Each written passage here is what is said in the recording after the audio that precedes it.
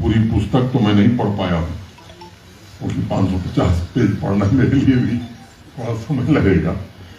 सरसरी तौर पर उस पुस्तक को देखा है और उसमें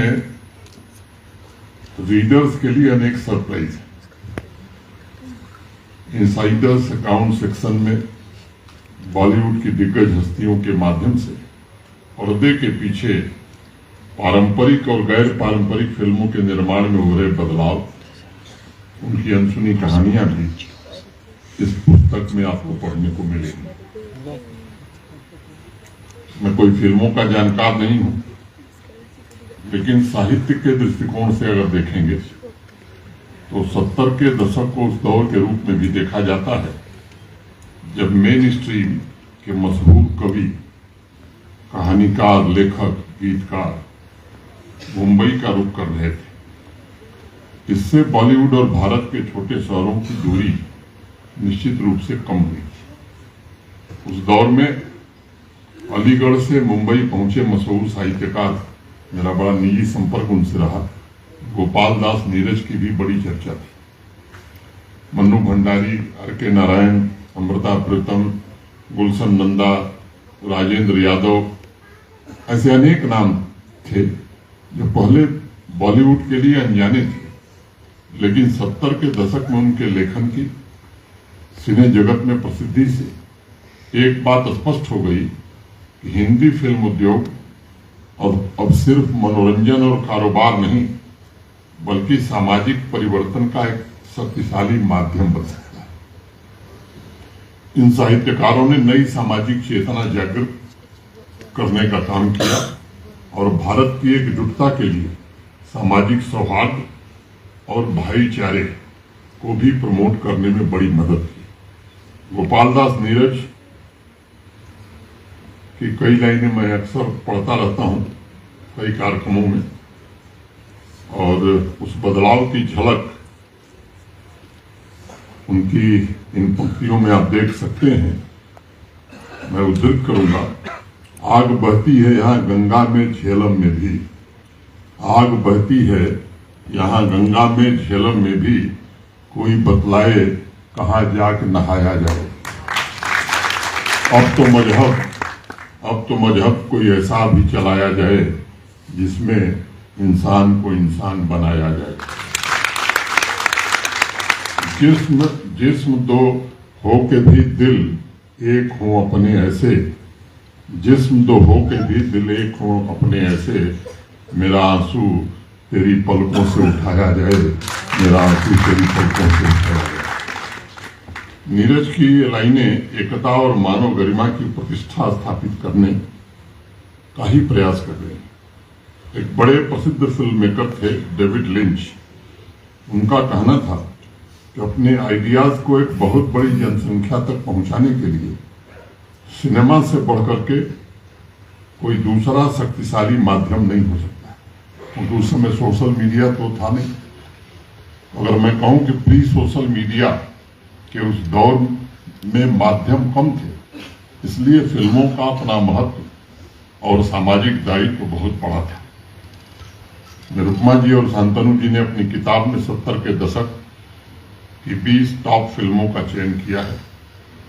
उस लिस्ट को पढ़ते हुए मेरे मन में यही ख्याल आया कि उस दौर में फिल्म मेकर्स के बीच इंटरटेनमेंट और सामाजिक दायित्वों के बीच संतुलन बैठाने का भी उनके मन में कहीं न कहीं द्वंद्व या संघर्ष चल रहा था। 70 के दशक में कमर्शियल फिल्म शोले रिलीज हुई, उससे एक वर्ष पहले अंकुर रिलीज हुई।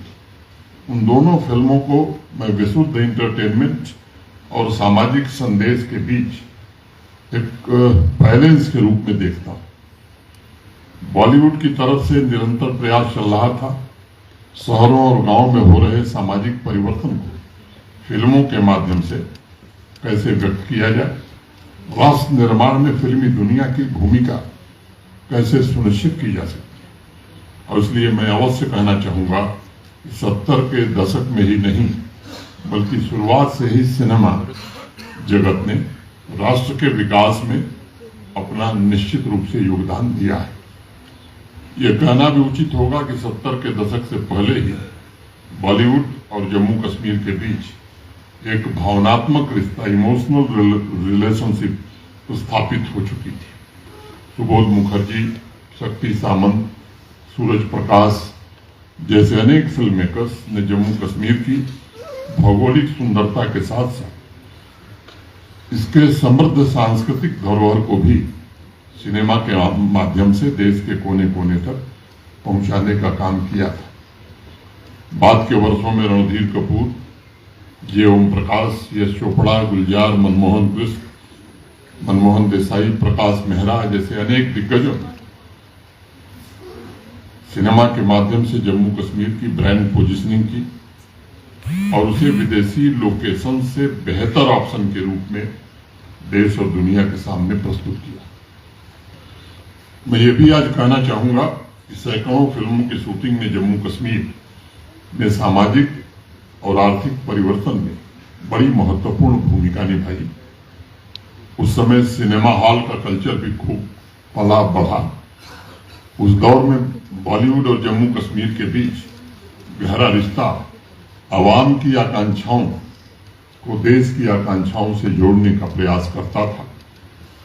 80 के दशक में पड़ोसी मुल्क द्वारा प्रायोजित आतंकवाद ने जम्मू कश्मीर के सपनों और आकांक्षाओं दोनों की भ्रूण हत्या की थी। सिनेमा हॉल्स का कल्चर समाप्त हो गया था, शूटिंग बंद हो गई और इससे जुड़े हजारों लोग रातों रात बेरोजगार हो गए थे। अर्थव्यवस्था के अलावा सबसे बड़ा दुष्प्रभाव यहाँ की संस्कृति पर पड़ा और जो स्थानीय टैलेंट, लोकल टैलेंट उभर रहे थे, उन्हें पल भर में अपनी मिट्टी को अलविदा कह करके यहाँ से जाना पड़ा था।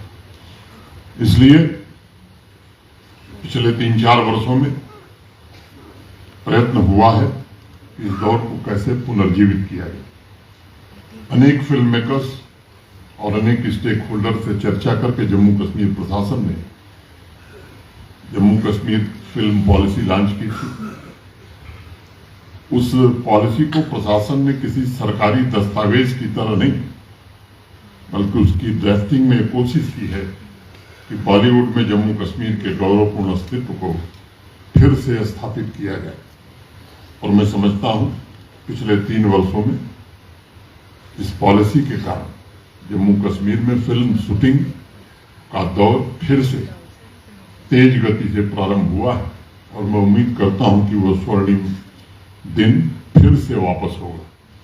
हमने टूरिज्म और फिल्म शूटिंग को एक इंडस्ट्री की तरह जम्मू कश्मीर प्रशासन ने देखा है। फिल्म मेकर्स के लिए सुविधा जुटाना हो, सिंगल विंडो क्लियरेंस हो, लोकेशन से संबंधित जानकारी हो, विधिवत इंफॉर्मेशन डिपार्टमेंट ने इसकी एक डायरेक्टरी बनाई हुई है। सुविधा फिल्म मेकर्स को यूरोप या अमेरिका के अन्य लोकेशन पर जो मिलती है वो सुविधा तो अभी हम नहीं दे पा रहे, लेकिन मनसा प्रशासन की जरूर है कि उस तरह की सुविधाएं आने वाले दिनों में कश्मीर, जम्मू कश्मीर में लोगों को मिले। फिल्म निर्माण से जुड़े हर एक पहलू, क्या वो सब्सिडी हो, सिंगल विंडो क्लियरेंस हो, ग्राउंड लेवल पर फिल्म मेकर को सहूलियत देने की बात हो, ये सब सुगम तरीके से फिल्म मेकर्स को उपलब्ध हो, इसका गंभीर रूप से प्रयत्न किया जा रहा है।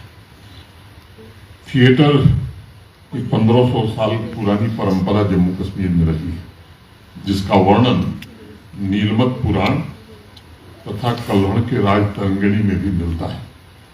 उस सदियों की लुप्तता के बाद सन 1900 के बाद फिर इसका उत्थान हुआ और महाराजा ड्रामा कंपनी और कश्मीर थिएटर ने इसे नई दिशा प्रदान की थी। इसलिए जम्मू कश्मीर में कला से जुड़े टैलेंट्स की कमी कभी थी नहीं।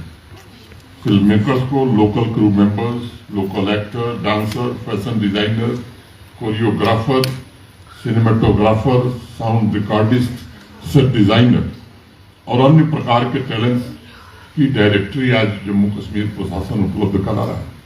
और मैं समझता हूं कि 3 वर्षों में काफी फिल्में यहाँ शूट की गई हैं, जिससे निश्चित रूप से, जैसा डुल्लू साहब ने बताया, रोजगार के भी अवसर बढ़े हैं और आर्थिक रूप से भी समृद्धि आई है। रोजगार और अर्थव्यवस्था में यह बदलाव जम्मू कश्मीर की बढ़ती आकांक्षाओं का एक छोटा सा प्रतिबिंब है और कला क्षेत्र के सपनों का ये प्रतिनिधित्व करता है। जम्मू कश्मीर तेजी से आगे बढ़ने की कोशिश कर रहा है। फिल्म जगत की वापसी ने संस्कृति के साथ जुड़ाव को मजबूत किया है। सिनेमा का दौर भी शुरू हो गया है। सोपैया जैसी जगह में भी, पुलवामा में भी छोटे थिएटर चल रहे हैं। कोशिशें की जा रही हैं। एक तरफ ये कोशिश हो रही है, दूसरी तरफ फिर से वही दिन वापस आ जाए, इसकी भी कोशिश प्रारंभ हो गई है।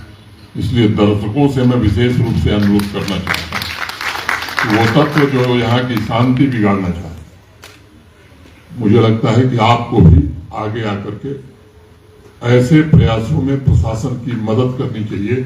शांति रहेगी तभी फिल्म की शूटिंग होगी, शांति रहेगी तभी विकास होगा, शांति रहेगी तभी अर्थव्यवस्था को मजबूती मिलेगी, शांति रहेगी तभी स्कूल कॉलेज और यूनिवर्सिटी चलेगी, शांति रहेगी तभी बिजनेस चलेगा। ये बात हर व्यक्ति को समझने की जरूरत है और मेरा सबसे अनुरोध है कि इसमें आपकी भी अपनी भूमिका हो सकती है।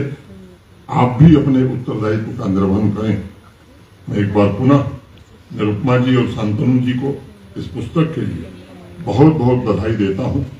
आने वाली पीढ़ी के लिए आपने एक खूबसूरत विरासत का निर्माण किया है, जिससे सिर्फ अतीत का जो नॉस्टैल्जिया है, बल्कि उस दौर के जीवन मूल्य, समाज की उपलब्धियां और चुनौतियों की झलक भी मिलती है।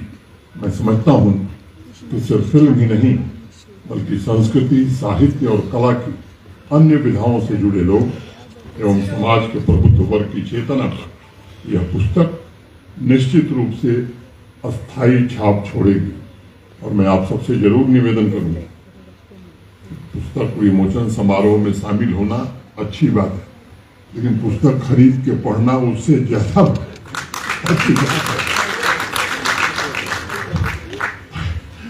मैं आपसे अनुरोध करूंगा कि आप में से कुछ लोग जरूर पुस्तक खरीदें, पढ़ें। अंत में दो लाइनें कह के अपनी बात खत्म करूंगा। खुशबू सी आ रही है इधर जाफरान की, खुशबू सी आ रही है इधर जाफरान की, खिड़की खुली है फिर कोई उनके मकान की, हारे हुए परिंद जरा उड़ के देख तू, हारे हुए परिंद जरा उड़ के देख तू, आ जाएगी जमीन पे छत आसमान की, आ जाएगी जमीन पे छत आसमान की। बहुत बहुत धन्यवाद। नमस्कार। जय हिंद। ऑनरेबल लेफ्टिनेंट गवर्नर साहब अपने मखसूस अंदाज में हमें अपने इंस्पिरेशनल मोटिवेशनल वर्ड से नवाज रहे थे। सर, आपका